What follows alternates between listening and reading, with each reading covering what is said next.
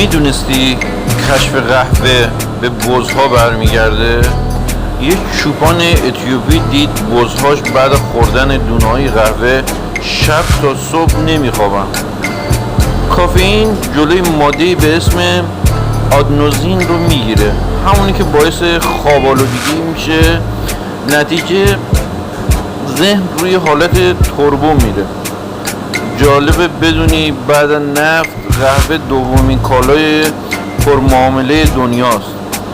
هر فنجون قهوه یعنی بخشی از یکی از بزرگترین تجارت‌های دنیا.